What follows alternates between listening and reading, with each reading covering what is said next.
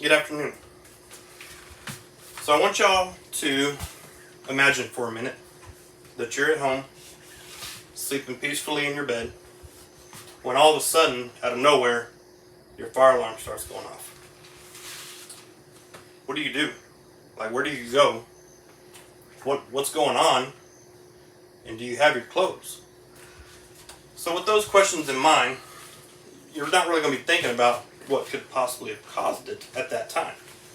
But what we are going to talk about today is the 5 main causes of a residential fire. We're also going to discuss the most common causes for fatalities, and we're also going to be informing y'all about how a fire is actually produced, what causes a fire.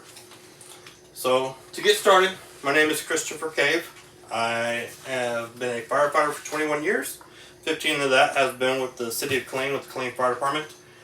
I also obtained my data from doing my research and got my statistics from the NFPA, which is the National Fire Protection Association, and also from the USFA, which is the US or United States Fire Administration. So out of those, we're going to talk about again our 5 causes, or 5 main causes for our hazardous fires.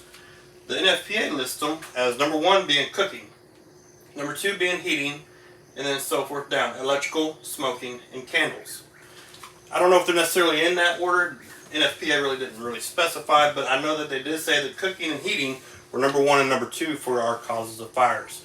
Mainly with that because of the fact that with cooking, you got to think about when people are trying to fry up some chicken, that grease pops out, gets on the burner, whatever it may be, and of course it's going to start a fire if they don't control it quickly. Another time that we really have a battle with this, and again it's frying food, is normally around Thanksgiving when somebody drops a turkey in the pot, oil spills out, of course they're on a propane burner, flames come up, they freak out, things go bad. So you can see real quick how cooking fires can be honestly number 1. Number 2 is with the heating. Again, a lot of times, especially, in Texas we don't have to worry about it a lot, but it does get cold, and people like to have their space heaters in their rooms or wherever, especially in a lot of our older populations, they like to use their space heaters. So that's how it could definitely be a number 2 reason for having those structure fires. When it comes to the numbers though, so NFPA lists cooking fires at 49%, where the USFA has it at 50.2%. So roughly really close together, right around 50% of the fires that we have or that are caused by cooking in your residentials. Now, whenever we start thinking about fatalities, cooking, yeah, it could still be up there. It could be number 1. It's got a big chance. It's 50% of the time on a fire that it's a cooking fire. So, the possibilities are there. But NFPA actually lists your smoking materials. So, like your cigarettes, your cigars, your tobacco pipes, anything like that, they actually list as their number 1 cause at 23%. Now, NFPA does have cooking at 20%. So, again, it is very close to being number 1, but that smoking, it's got the number 1 spot for the NFPA. Now, smoking on the USFA, they have it only listed at 12.3%. So it is a lot lower, but they have carelessness at 19.7%. So carelessness could include some smoking, but it could also include some cooking, because they don't actually have cooking on there as one of their fatality issues. So carelessness or cooking could be number 1 for the USFA.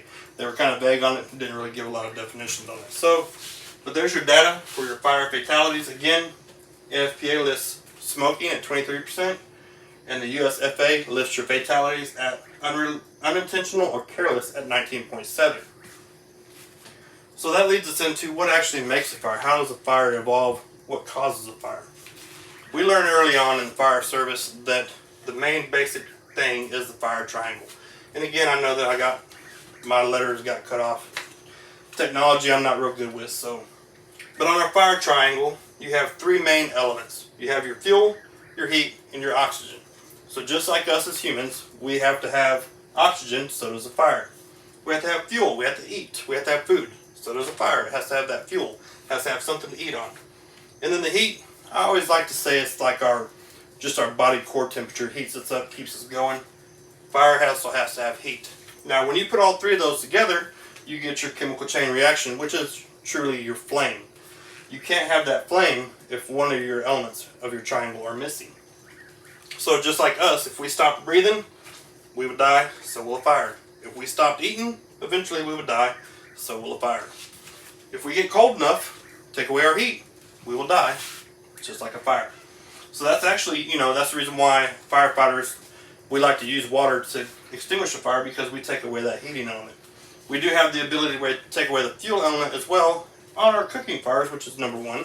We just take that item that's on fire, maybe the stove on the pot or whatever it may be, or that turkey fryer in the garage. We just take it outside and we can extinguish it out there, take care of it. That removes that fuel element. When it comes to the oxygen, we just smother it. If you're at home and you're cooking fire, just put a cover on the pot, cover it up, smother it down. Also use baking soda, baking powder. It smothers it out. It takes away the oxygen. So those are ways to extinguish the fire. But that's the big thing. It has to be able to have those three in order for it to eat, breathe, and just live on. So again, we talked about our main causes. Again, number one is cooking. Number two is your heating. Number three is electrical. For your fatalities, number one, according to NFPA, is smoking. Number one for the USFA is your unintentional or carelessness. So just kind of keep in mind that when you're at home, getting ready to go to bed, whatever it may be, I know that some of us already have it packed that way, but just kind of have your get-up bag, your jump bag ready to go. And you always want to make sure you have your clothes nearby if you prefer to sleep naked. And make sure that they're just handy for you to grab, because we really don't want to see you naked. So I hope everybody has a blessed day, and take care, and thank you for enjoying my video.